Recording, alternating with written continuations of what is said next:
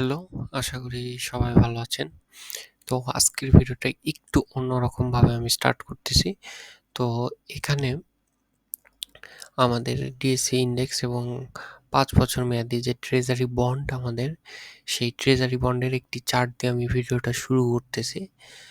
Treasury বন্ডের সাথে ইন্ডেক্সের একটি সম্পর্ক আছে, কারণ টাকার ধর্মই সবসময় সহজ পথে যাওয়ার। যেখানে আমাদের ইন্ডেক্স লো তৈরি করে, সেখানে ট্রেজারি বন্ড হাই তৈরি করে। এবং অপরভাবে যদি বলার চেষ্টা করি, বন্ড যখন হাই তৈরি করে, ইন্ডেক্স সেখানে লো আর লো তৈরি করে বা লো তৈরি করে। এই 18 সালে দেখতে পারি আমরা, সেই 18 সালে যখন বন্ড অলমোস্ট হাই, দেন এটি লো, এবং 20 সালের দিকে আমাদের ইন্ডেক্স অলমোস্ট হাই যায়, তখন বন্ডের রেট অনেক কম ছিল। এবং অপরভাবে বর্তমানেও যদি দেখার চেষ্টা করি, ট্রেজারি বন্ডের ইল্ড বা রেট বর্তমানে 12.5% মতো। সেখানে আমাদের ইন্ডেক্স পতন হচ্ছে, এবং পতন হওয়াটা আমি অত্যন্ত স্বাভাবিক বলেই মনে করি। এবং এখন পতনটা থামবে কিনা, হয়তো পতনটা আমরা অলমোস্ট শেষের দিকে, যেহেতু ইন্টারেস্ট রেট এবং ইউএস ফেডারেল ব্যাংকও ইন্টারেস্ট কাট করার একটা সিদ্ধান্ত নিয়েছে। আমাদের আমাদের ব্যাংকগুলোতে সেই ইন্টারেস্ট কাট হয়তো 2-1 মাস পর আসে, তো সেটাই দেখা যাক। তো আমাদের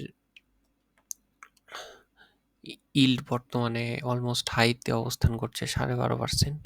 এটি হয়তো আমরা পিকটা অলমোস্ট পিকের কাছাকাছি বা পিক দেখে ফেলেছি। এর থেকে খুব বেশি যে বাড়বে এমনটাও বলা যায় না। এবং আমাদের ইন্ডেক্সও অপরভাবে খুব এখান থেকে কমবে বলে এটি বলা যায় না। আমরা অলমোস্ট লোয়ার লো ক্রিয়েট করে ফেলেছি, এখান থেকে ইন্ডেক্সও হয়তো খুব বেশি পড়বে না।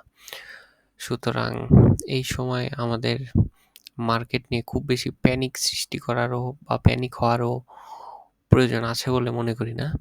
তো এই তো গেল আমাদের ইন্ডেক্স এবং বন্ডের সম্পর্ক।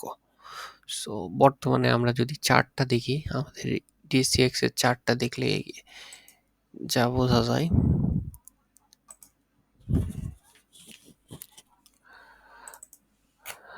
আমি বলেছিলাম যে আমরা প্রায় এই বছর এবং 24 সালের মানে এই বছরের শুরু থেকে একটি জোনের মধ্যে আছি, এবং আমরা এই জোনটিকে সফলভাবে একটি ব্রেকআউট দিয়েছি। আচ্ছা, আমি একটু মোটা করে নিচ্ছি।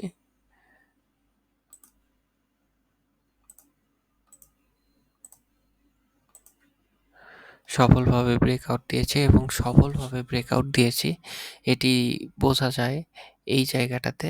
এবং এই জায়গাটা থেকে আমরা একটু দেখার চেষ্টা করলে আমরা এখানে দেখতে পাবো, এখান থেকে ক্রমান্বয়ে আমাদের ভলিউমটা ক্রমান্বয়ে বৃদ্ধি পেয়েছে। এবং ভলিউম যেহেতু বৃদ্ধি পেয়েছে, সেহেতু আমাদের এই ব্রেকআউটটি একটি সফল ব্রেকআউটই বলা চলে। এবং গত দিনের যে ক্যান্ডেলটি, সেই ক্যান্ডেলটি আমাদের এখানে কনফার্মেশন ক্যান্ডেল ছিল। আমরা এখান থেকে হয়তো মার্কেট খুব একটা নিচের দিকে যাবে না, বা নিচের দিকে 2-1 দিন গেলেও যেতে পারে। তো তারপর আমরা হয়তো এখান থেকে একটি জোনের সৃষ্টি করব, কারণ আমি আপনাদের একটু আগেই বললাম, এখন মার্কেটের বন্ডের রেটটা অনেক হাই। তো সেখানে অলমোস্ট ফান্ডগুলো সেদিকেই যাবে, কারণ টাকার ধর্মই সবসময় সহজ দিকে যাওয়া। তো ওখানে মানুষ প্রায় বিনা পরিশ্রমেই 12 থেকে 12.5% মুনাফা পাচ্ছে। কেন মানুষ স্টক মার্কেটে রিস্ক নিয়ে ইনভেস্ট করবে, যেখানে ক্যাপিটাল লস হওয়ারও সম্ভাবনা থাকে? তো বর্তমানে ইন্ডেক্স সম্পর্কে আমার ধারণা, এখানে আমরা একটি জোন তৈরি করব, এবং জোন তৈরি করে হয়তো এই মাসটা বা আগামী 2-3 মাস এইখানে একটি জোন তৈরি করব, এবং জোনের মধ্যে আমরা থাকব।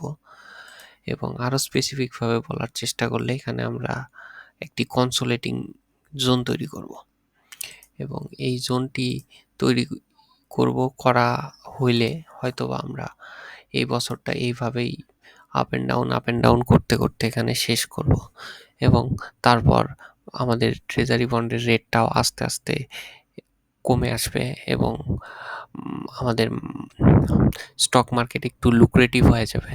তখন মানুষ দেখবে যে হয়তো 7-8% বা 6.5 থেকে 8%-এর মতো যখন আসবে বন্ডের রেট, তখন টাকা হয়তো এইদিকে আস্তে আস্তে প্রভাবিত হবে এবং তারপর হয়তো আমরা কনসোলেটিং জোন শেষে এখান থেকে একটি পজিটিভ মোমেন্টাম শো করতে পারি। তো বর্তমানে ইন্ডেক্স সম্পর্কে বলতে গেলে এটি আমার ইন্ডেক্স সম্পর্কে ধারণা। এই তো অবস্থা। তো আমরা আমাদের কয়েকটি চার্টে ভাগ করে রেখেছিলাম। আমাদের লং টার্ম যে চার্ট, এই চার্টে আমরা দেখতে পাবো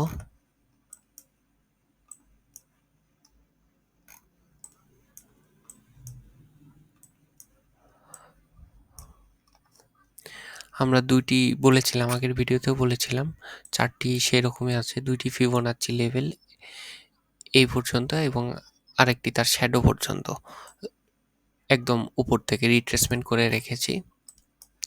সেই রিট্রেসমেন্টের আমরা একটি কমন জোন তৈরি করেছি। আমার বিশ্বাস হয়তোবা আমরা এই জোনটি আশেপাশে এবং এই জোনটির মধ্যে হয়তো একটি কনসোলেটিং জোন আমরা তৈরি করব এবং এই জোনটির মধ্যে কনসোলেটিং জোন তৈরি করতে করতে হয়তো আমরা এই বছরটা পার করব। তারপরে বন্ডের রেট হয়তো একটু কমে আসবে, তারপর হয়তো বা আমরা একটি পজিটিভ মোমেন্টাম তৈরি করতে পারি। যেহেতু এখানে এখানে তার একটি ট্রেন্ড লাইনের একটি সাপোর্ট জোন আছে, আমরা এটিও বলতে পারি এবং এখান থেকে আমরা খুব বেশি নিচে নামবো না, এই জোনের মধ্যেই থাকবো, কারণ এই ট্রেন্ড লাইন মার্কেট এত সহজে ব্রেক করতে পারবে না। এবং আমরা যদি মার্কেটের লাইফ সাইকেল সম্পর্কে দেখতে চাই, এটি হলো মার্কেটের লাইফ সাইকেল। গত ভিডিওতে আপনাদের এটি দেখিয়েছিলাম। এই লাইনটাতে সে সর্বোচ্চ পরিমাণে লো তৈরি করে এবং তারপর আস্তে আস্তে, এবং আমরা যদি এখানে দেখতে পাই এই নিচের বটমটাকে সে ব্রেক করেনি, এখানে একটি পজিটিভ ক্যান্ডেল তৈরি করেছে এবং এখান থেকে সে একটি পজিটিভ মুভমেন্ট দেওয়ার চেষ্টা করছে এবং এখান থেকে হয়তো কিছুটা উপরে যাবে। এটা অবশ্যই মান্থলি ক্যান্ডেল, এখান থেকে সে কিছুটা উপরে যাবে এবং বর্তমানেও সে একটি পজিটিভ ক্যান্ডেলই এখানে তৈরি করেছে। এখান থেকে উপরে যাওয়ার পরে আমার বিশ্বাস সে এখানে একটি ছোটোখাটো, এই জায়গাটাতে ছোটোখাটো একটি জোন তৈরি করবে। তারপর হয়তো আমাদের বন্ডের রেটটাও একসময় কমে আসবে, তারপর হয়তো আমরা এখান থেকে উপর দিকে মুভমেন্ট করতে পারি। সো এইটাই হলো আমার বর্তমানে ইন্ডেক্স সম্পর্কে ধারণা। ধন্যবাদ।